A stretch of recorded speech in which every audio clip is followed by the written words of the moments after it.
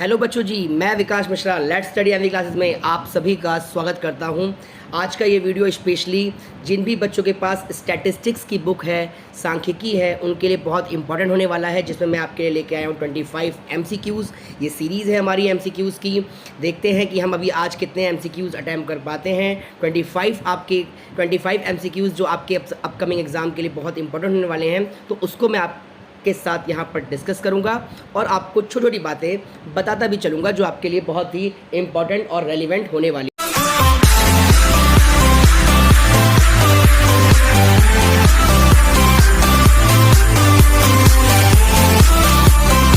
तो हमारा टॉपिक का नाम है बच्चों जी क्लासिफिकेशन ऑफ डेटा। तो क्लासिफिकेशन ऑफ डेटा से पहले क्या होता है, सबसे पहले हम करते हैं कलेक्शन ऑफ डेटा।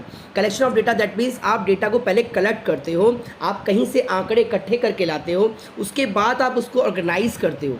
तो ऑर्गेनाइजेशन का मतलब ही होता है it is the process of arranging data into sequence and groups according to their common characteristic. इसके कॉमन कैरेक्टरिस्टिक्स के हिसाब से आप डेटा को क्या करते हो, ऑर्गेनाइज करते हो, क्लासीफाई करते हो। तो पहला क्वेश्चन है हमारा, data can be classifying according to time and और area, attributes of magnitude both A and B, और आपका जो यहाँ पे बोला गया है नन। तो हमारा जो करेक्ट आंसर होगा यहाँ पर option number C, that is the right answer of this question. क्योंकि जो आप डेटा क्लासीफाई करते हो वो टाइम और एरिया के हिसाब से भी करते हो और उसके एट्रीब्यूट्स और मैग्नीट्यूड के हिसाब से भी करते हो। मैग्नीट्यूड का मतलब आप उसको अरेंज असेंडिंग ऑर्डर या डिसेंडिंग ऑर्डर में भी उसको अरेंज करते हो। तो नेक्स्ट क्वेश्चन देखिए क्या है हमारा। नेक्स्ट क्वेश्चन कहता है बच्चों जी कि statistical series can be classified on the basis of. Statistical series जो है उसको हम क्लासीफाई करते हैं किसके हिसाब से, तो हम उसको क्लासीफाई करते हैं उसके कैरेक्टर के हिसाब से करते हैं, या हम उसको कंस्ट्रक्शन ऑफ डेटा के हिसाब से करते हैं, या दोनों के हिसाब से करते हैं, या फिर नन ऑफ दीज। तो बता दूं मैं आपको कि डेटा को जो क्लासीफाई किया जाता है वो उसके कैरेक्टर और कंस्ट्रक्शन दोनों के हिसाब से किया जाता है। तो option number C is the right answer of this question. क्योंकि जो हम डेटा को क्लासीफाई करते हैं वो उसके कैरेक्टर के हिसाब से भी करते हैं बच्चों जी, और उसके कंस्ट्रक्शन के हिसाब से भी करते हैं। तो कैरेक्टर में जो हम इसको डेटा को क्लासीफाई करते हैं वो तीन तरह से करते हैं, एक तो टाइम सीरीज़ के, एक स्पेशियल सीरीज़ से, और एक कंडीशन सीरीज़ से। और जो हम उसको कंस्ट्रक्शन में करते हैं तो कंस्ट्रक्शन में हम उसको तीन भागों में बांटते हैं, डेटा जो कि आप जानते हो, इंडिविजुअल, डिस्क्रीट और कंटिन्यूअस। तो चलिए नेक्स्ट क्वेश्चन पे आगे बढ़ते हैं। क्वेश्चन नंबर 3 फिर कहा जाता है कि which of the following is not a kind of statistical series. Statistical का सीरीज इसमें से कोई सा भी नहीं है। कौन सा नहीं है, तो इंडिविजुअल सीरीज नहीं होती है। मतलब यहाँ पे आपको ये चुनना है कि इनमें से कौन सी ऐसी चीज़ है जिसको आप स्टैटिस्टिक्स के अंदर नहीं पढ़ रहे हो। तो मैं बता दूं आपको, स्टैटिकल होता है, डिस्क्रीट होता है, कंटिन्यूअस होता है, लेकिन साइन नहीं होता।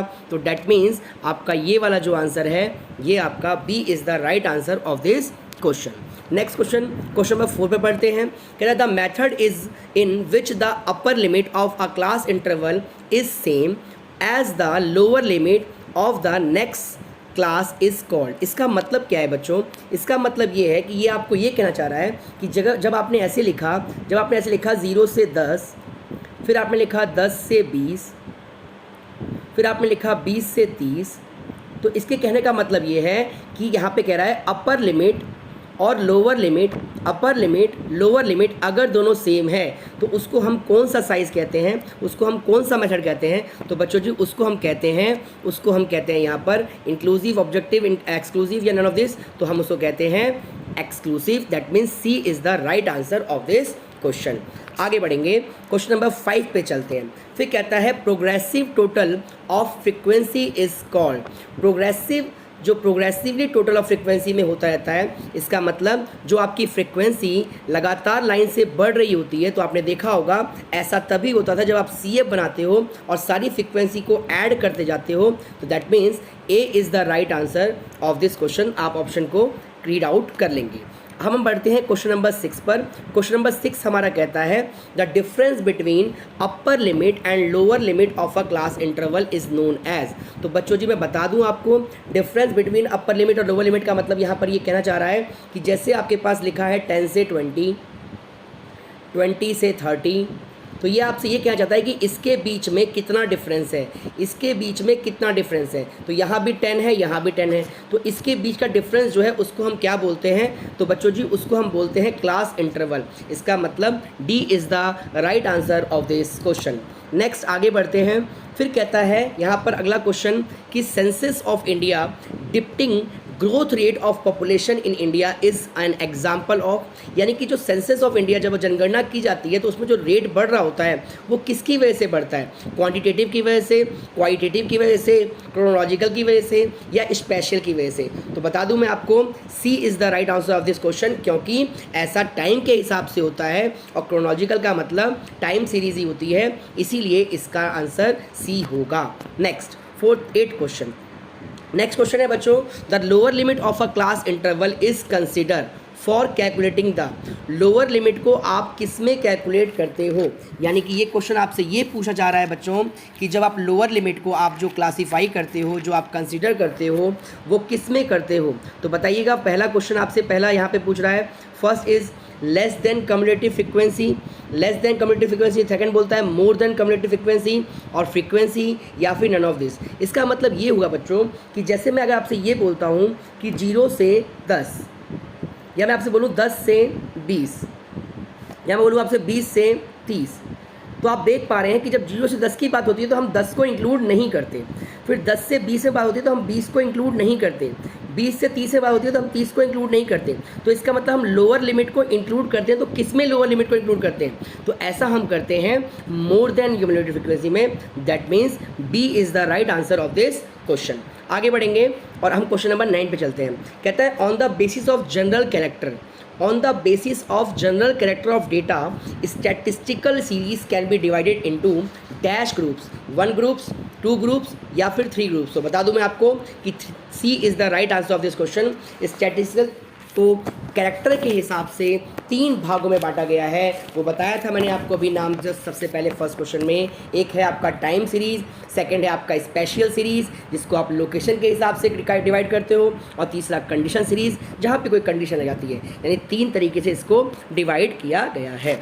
आइए 10th क्वेश्चन ऑफ, फिर कहता है 5 7, यहाँ पे हमारा क्वेश्चन चलता है 5 7 7 8 9 10 15 द एबव फिगर, ये किस तरह का फिगर्स है, डिस्क्रीट सीरीज़ है, कंटिन्यूस सीरीज़ है, इंडिविजुअल सीरीज़ है या रॉ सीरीज़ है। देखिए जब भी इस तरह से सिंगल में लिखा होता है बच्चों तो उसको आप बोलते हो इंडिविजुअल सीरीज़, लेकिन जब कभी ऐसे लिखा हो कि 5 रुपये 10 बच्चों के पास है, 10 रुपये 2 बच्चों के पास है, 15 रुपये 4 बच्चों के पास है, तो जब ऐसी सीरीज़ होती है तो इसको हम बोलते हैं डिस्क्रीट सीरीज़। और अगर यही ऐसे होता कि अगर मैं इस तरह से बोलूं कि 0 से लेकर 5 रुपये 4 बच्चों के पास है, 5 से लेकर 10 रुपये 2 बच्चों के पास है, तो इस सीरीज़ को बोलते हैं कंटिन्यूस सीरीज़।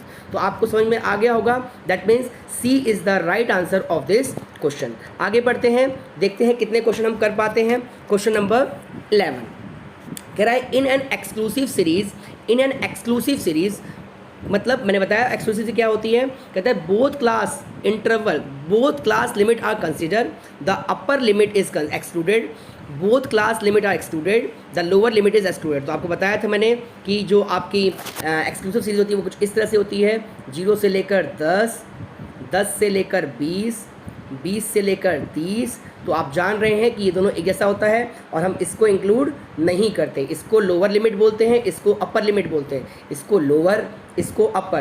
तो दैट मीन्स अपर लिमिट को हम इंक्लूड नहीं करते। तो यहाँ पे हमारा जो आंसर हो जाएगा वो हो जाएगा B is the right answer of this question, the upper limit is excluded. Next question देखते हैं क्या कहता है। नेक्स्ट क्वेश्चन है हमारा a frequency distribution can be, frequency distribution can be individual, discrete, continuous या बी एंड सी बोथ। तो हम बता दें आपको कि इसका जो राइट आंसर होगा वो डी होगा, डिस्क्रीट और फ्रीक्वेंसी।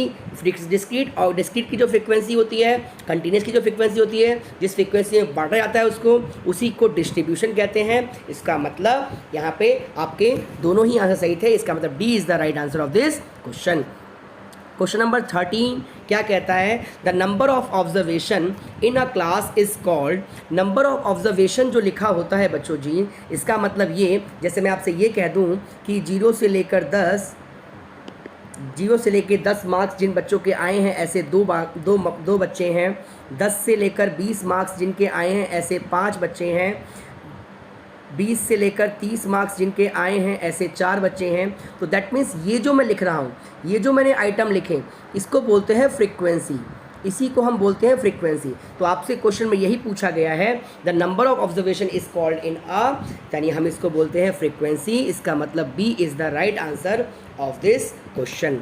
नेक्स्ट क्वेश्चन देखेंगे, the characteristics which are not capable, the characteristics which are not capable of being measured quantitatively are called, उसको हम क्या बोलते हैं?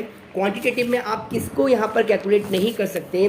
वेरिएबल को नहीं कर सकते, एट्रीब्यूट्स को नहीं कर सकते, या ए एंड बी बोथ को नहीं कर सकते, या नन ऑफ दिस। तो बता दूं मैं आपको, क्वांटिटेटिव में आप एट्रीब्यूट्स को नहीं कर सकते, क्योंकि एट्रीब्यूट्स में आता है आपका कलर हो गया, जैसे कलर ऑफ फ्लावर बोल दिया या इंटेलिजेंट बोल दिया, वो कितना इंटेलिजेंट है उसको कैसे मेजर करोगे आप। तो कुछ इस तरह की बातें जिसका कोई तथ्य नहीं, जिसको आप न्यूमेरिकल प्रेजेंट नहीं कर पा रहे, उसको एट्रीब्यूट के अंदर रखा जाता है, यानी क्वांटिटेटिव के अंदर आएगा। यानी B is the right answer of this question, क्योंकि ये इसका मतलब ये इसका आइटम नहीं है। ओके, नेक्स्ट क्वेश्चन हम पढ़ते हैं अब आपका 15th क्वेश्चन। 15th क्वेश्चन कहता है, intelligence of a student is, एक वेरिएबल है, एक एट्रीब्यूट्स है, एक डिस्क्रीट वेरिएबल है, नन ऑफ दिस। तो अभी बता दिया मैंने आपको, पिछले क्वेश्चन में बता दिया इसका आंसर, यानी B is the right answer of this question. आगे बढ़ते हैं, question number 16, tally bar of a frequency distribution table decide. Tally bar जो होता है वो डिस्ट्रीब्यूट करता है, वो क्या डिसाइड करता है? तो बता दूं मैं आपको, वो तो क्लास बाउंड्री भी नहीं करता, लिमिट भी नहीं करता, वो डिस्ट्रीब्यूट करता है आपका क्लास की फ्रीक्वेंसी, यानी C is the right answer of this question. अब आगे बढ़ते हैं। अगर आपको कोई दिक्कत हो तो प्लीज़ आप कमेंट सेक्शन में लिखिएगा। कोई भी आपको आंसर में कोई भी क्वेश्चन का आंसर आपको थोड़ा सा गड़बड़ लगता है तो आप प्लीज़ कमेंट सेक्शन में लिखिएगा। लास्ट में मैं आपको 2 क्वेश्चन भी दूंगा, आपको खुद उसका आंसर कमेंट सेक्शन में डालना है, और 25 क्वेश्चंस मैं आपको यहाँ पे कराने जा रहा हूँ। 2 क्वेश्चन आपको खुद करने पड़ेंगे, दैट मीन्स 27 क्वेश्चन की सीरीज़ में आपके सामने लेके आया हूँ इस चैप्टर के। चलिए आगे बढ़ते हैं। और दोस्तों, अगर आपको ये चैनल अच्छा लग रहा है और आपको ये लेक्चर मेरा अच्छा लगता है तो आप प्लीज़ चैनल को लाइक करिएगा, सब्सक्राइब करिएगा, और आगे भी अपने दोस्तों के साथ शेयर करिएगा, ताकि और भी किसी बच्चे को ये सारी इन्फॉर्मेशन मिल सके। तो आइए 17 क्वेश्चन पर चलते हैं। 17 क्वेश्चन हमारा क्या कहता है? तो 17 क्वेश्चन कहता है, variable which are not normally in fraction are called. वो वेरिएबल जो नॉर्मली आपका फ्रैक्शन में नहीं होता उसको हम क्या बोलते हैं? उसको हम बोलते हैं discrete series. That means A is the right answer of this question. आगे बढ़ेंगे, हम बात करेंगे क्वेश्चन नंबर 18 की। तो क्वेश्चन नंबर 18 कहता है, which is a discrete variable. Discrete variable के अंदर आप किसको कैलकुलेट करोगे? इनकम ऑफ गवर्नमेंट एम्प्लॉई को कैलकुलेट करोगे, हाइट ऑफ स्टूडेंट्स को करोगे, नंबर ऑफ चिल्ड्रंस को करोगे इन अ फैमिली, या नन ऑफ दिस। तो बता दूं मैं आपको, डिस्क्रीट के अंदर हम नंबर ऑफ चिल्ड्रंस को देखेंगे। हम ये देखेंगे कि नंबर ऑफ़ चिल्ड्रंस में देखेंगे बॉय कितने, मतलब किसी भी फैमिली के यहाँ कितने लड़के हैं, कितनी लड़कियाँ हैं, बच्चे कितने हैं, ऐसे फैमिली को कैलकुलेट करेंगे तो डिस्क्रीट होता है। या फिर हम ये देखेंगे एक भी बच्चे नहीं है, किनके यहाँ 1 बच्चे हैं, 2 बच्चे हैं, इस तरह का जो, यानी कि इंडिया आपका डिस्क्रीट हो गया, कंटिन्यूस तो बन नहीं सकता। तो आपका C is the right answer of this question. आगे बढ़ते हैं बच्चों जी, क्वेश्चन नंबर 19। क्वेश्चन नंबर 19 है आपका, the value exactly at the middle of a class interval is called. यानी कि जो मिडिल में जो वैल्यू होती है, यानी कि क्लास इंटरवल के मिडिल में, दैट मीन्स 0 से लेकर अगर मैंने 10 बोला है, 10 से लेकर मैंने 20 बोला है, तो आप जानते हैं इसको अपर बोलते, इसको लोअर बोलते हैं, इसको अपर बोलते हैं। तो इसकी मिड वैल्यू क्या होती है? आप दोनों को जोड़ देंगे और 2 से डिवाइड कर देंगे, तो मिड वैल्यू क्या हो गई बच्चों जी? मिड वैल्यू 5 हो गई। सिमिलरली यहाँ पर भी 30 हो गई, और 2 से डिवाइड कर देंगे तो मिड वैल्यू 15 हो गई। तो इसका मतलब जो मिडिल में होता है उसको हम मिड वैल्यू बोलते हैं। तो that means B is the right answer of this question. उम्मीद करता हूं कि आपको समझ में आ रहा होगा। तो अगर समझ में आ रहा है तो दबा दो एकदम लाइक का बटन, और आगे शेयर भी करिएगा दोस्तों। तो चलिएगा आगे, और बताइए कमेंट सेक्शन में आपको ये मेरा छोटा सा प्रयास कैसा लग रहा है। अब हम बात करते हैं क्वेश्चन नंबर 20 की। कहता है, in the construction of a frequency distribution it is generally preferable to have classes of. मतलब कि ये कहना चाह रहा है आपसे कि in the construction of a frequency distribution, मतलब दो तरह का होता था, एक कैरेक्टर के हिसाब से होता था, कंस्ट्रक्शन के हिसाब से होता था। It is the generally preferable to have the classes of, classes किस तरह की होती थी, तो आपने देखा था उसकी क्लासेस इक्वल होती है, अनइक्वल होती है, मैक्सिमम वेथ होती है। तो आपको बता दें हम कि इसका जो करेक्ट आंसर होगा वो ए होगा, क्योंकि जो क्लासेस होती है उसकी इक्वल होती है। आपने देखा होगा 0 से 10, 10 से 20, 20 से 30, तो क्लासेस क्या होती थी, इक्वल होती थी। नेक्स्ट क्वेश्चन हमारा 21 क्वेश्चन, बस 4-5 क्वेश्चन और है, उसके बाद 2 क्वेश्चन आपके लिए तैयार हैं। कहता है which is the first class of the distribution of the following mid value of a frequency distribution. आपके पास मिड वैल्यू दे रखी है। तो बच्चों जी मैं आपको एक बात बताना चाहूँगा, अभी यहाँ पर एक चीज़ समझाना चाहूँगा, देखिएगा जरा ध्यान से। मैं बताना चाहूँगा आपको थोड़ा सा, 2 मिनट 1 मिनट थोड़ा रुकिएगा। जैसे कि अगर हम यहाँ पे बात करें कि मुझे, जैसे कि मैं बात करूँ, मुझे मिड वैल्यू दे रखी है, जैसे मान लो 10 दे रखा है, 20 दे रखा है, 30 दे रखा है, this is the mid value, और मुझे क्लास इंटरवल बनाना है। तो क्लास इंटरवल में हमारे पास एक लोअर लिमिट होता है, एक अपर लिमिट होता है, जिसको मैं बोल रहा हूँ L2 और L1। तो बच्चों जी कभी भी आपको L1 निकालना हो तो फॉर्मूला होता है कि मिड वैल्यू में से आप माइनस कर दीजिएगा h/2, मतलब, और L2 निकालना होगा तो आप क्या करिएगा, आप मिड वैल्यू में प्लस कर दीजिएगा, आप मिड वैल्यू में, 1 मिनट सॉरी, आप मिड वैल्यू में जब आपको L2 निकालना हो तो आप मिड वैल्यू में प्लस कर दीजिएगा h/2। अब आप कहेंगे कि ये h/2 क्या है, ये h क्या है आपके लिए, तो बता दूं मैं आपको, जैसे मैंने यहाँ पे सीरीज़ लिख के दिया आपको 0 से 10, ये होता है इसके बीच, नहीं सॉरी ये भी नहीं, जैसे मैंने आपको लिख के दिया बच्चों जी, यहाँ पे लिखा मैंने 10, यहाँ लिखा मैंने 20, यहाँ लिखा मैंने 30, तो जो इनके बीच का डिफरेंस है हम इसको बोलते हैं h। तो h आपको 10 दिख रहा है, ये सारी मिड वैल्यू है। तो अगर 10 में से मैं 10 को 2 से डिवाइड करूँगा, 5 हो गया, 5 माइनस करूँगा तो लोअर लिमिट कितनी आ गई, 5 आ गई, और फिर उसी 10 में मैं 5 प्लस करूँगा तो अपर लिमिट कितनी आ गई, 15 आ गई। तो सेम इसी प्रकार से आपसे इस क्वेश्चन में जो पूछा गया है वो मैं बता दूं आपको। तो आपके इस क्वेश्चन में पूछा गया था कि ये देखिएगा क्या कह रहा है, कह रहा है कि आपको 10, 20, 30, 40 दे रखा है, तो कहता है यहाँ पे मिड वैल्यू आपको गिवन है, तो बताइए इसका फर्स्ट क्लास इंटरवल क्या होगा। तो आप निकाल लीजिएगा, जहाँ पे आपका कौन सा आंसर सही होगा, तो आपका सी आंसर एकदम करेक्ट होगा, आप करके देख लीजिएगा। Question number 22। अब 22 क्वेश्चन बोलता है आपसे following are the classes by inclusive method. ये आपके इंक्लूसिव है। इंक्लूसिव सीरीज ये होती है जिसके अंदर इंक्लूड ये वर्ड हो जाता है, और इसको आपको कन्वर्ट अगर करना होता है एक्सक्लूसिव सीरीज में तो हम क्या करते हैं, तो जब भी आपको इंक्लूसिव सीरीज को एक्सक्लूसिव में कन्वर्ट करना होता है तो याद रखिएगा कि आप L1 में माइनस करेंगे 0.5 और L2 में प्लस करेंगे 0.5, क्योंकि जो उनका डिफरेंस होता है वही होता है। तो आप देख सकते हैं यहाँ पर इन्होंने आपसे किसका बारे में पूछा है, इन्होंने पूछा है 15 और 19 का क्या होगा। तो 15 और 19 में क्या करना होगा आपको, 15 में 0.5 घटाएंगे तो 14.5 और 19 में जोड़ेंगे तो 19.5। तो इसका मतलब B is the right answer of this question. आगे बढ़ेंगे, क्वेश्चन नंबर 23 पे चलते हैं बच्चों जी। तो 23 आपसे कह रहा है कि जो इस तरह का डेटा आपके पास दिया हुआ है, ये जो डेटा आपके पास बच्चों जी दिया हुआ है, ये डेटा किस तरह का डेटा है, ये आपसे पूछ रहा है। ये कंटिन्यूस है, ये डिस्क्रीट है, ये क्यूमुलेटिव फ्रीक्वेंसी है या नन ऑफ दिस। तो बताया था मैंने आपको, इस तरह का जब डेटा होता है उसको हम डिस्क्रीट बोलते हैं। That means B is the right answer of this question. तो आगे बढ़ेंगे, अब हम पढ़ेंगे 24 क्वेश्चन पर। यहाँ पे कहता है data of wages earn by worker are given below. इस तरह का डेटा है 100, 220, 350, 440, 560।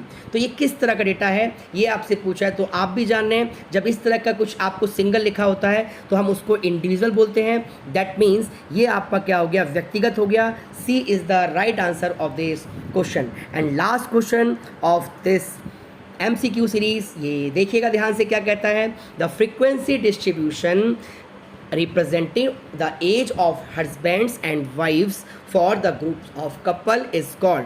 तो इसको हम क्या बोलते हैं, यूनिवेरिएशन फ्रीक्वेंसी डिस्ट्रीब्यूशन बोलते हैं, बाई वेरिएशन फ्रीक्वेंसी डिस्ट्रीब्यूशन बोलते हैं, ट्री वेरिएशन फ्रीक्वेंसी डिस्ट्रीब्यूशन बोलते हैं, या नन ऑफ दिस। तो इसका करेक्ट आंसर हो जाएगा बच्चों जी, इसका करेक्ट हो जाएगा B is the right answer of this question. B is the right answer of this question. तो अब मैं आपको 2 क्वेश्चन आपके दे रहा हूँ, कमेंट सेक्शन में आपको इसका आंसर देना है। 26 क्वेश्चन आप ध्यान से रीड आउट करिएगा, देखिएगा, और ये सारे नोट डाउन आप कर लीजिएगा अपनी कॉपी में, क्योंकि ये आपके आने वाले एग्जाम में जो अभी होने वाला है उसमें बहुत हेल्पफुल होने वाला है। 26 क्वेश्चन कहता है form the given data calculate the number of workers earning more than 160। तो 160 से ऊपर जितने भी लोग हैं, जितने भी वर्कर्स हैं, इसमें से कौन सा आंसर सही है ये आपको देखना है और बताना है कमेंट सेक्शन में। तो 26 आपका हो गया। 27 देखिएगा, कहता है in an ascending order of magnitude. Magnitude का मतलब ये होता है कि आप उसको अरेंज करते हो असेंडिंग ऑर्डर या डिसेंडिंग ऑर्डर में, of a frequency distribution if we add frequency are by 1 to previous frequency we called. इसका मतलब ये आपसे ये कहना चाह रहा है, थोड़ा समझा देता हूँ मैं आपको। ये आपसे क्या चाह रहा है, जब आपके पास इस तरह से लिखा होता है 0 से 10, 10 से 20, तो आप ना एक लेस देन मोर देन की सीरीज़ बनाते हैं और आप सारी फ्रीक्वेंसी को लाइन से ऐड करते चले जाते हैं, प्लस प्लस प्लस, इसके प्लस फिर प्लस फिर प्लस फिर प्लस, ऐसे कहते हैं। तो मैं आंसर ही बता दूंगा, मैं बताना नहीं चाहूँगा, आप खुद ही बताएंगे। तो इसमें से कौन सा सही है, A B C D. Less than cumulative frequency distribution होगा, more than cumulative frequency distribution होगा, रिलेटिव फ्रीक्वेंसी डिस्ट्रीब्यूशन होगा, या नन ऑफ दीज होगा। तो आज के लिए इतना ही, बने रहिए मेरे साथ। Thanks for watching. Next video में मिलेंगे नए चैप्टर के साथ, नए चैप्टर के एमसीक्यू के साथ। तो बच्चों जी bye bye, tata, see you, फिर मिलेंगे। आप प्लीज़ वीडियो को लाइक करिएगा, शेयर करिएगा, और आपको कैसा लगा मेरा छोटा सा प्रयास ज़रूर बताइए कमेंट सेक्शन में। तो आज के लिए इतना ही, थैंक्स फॉर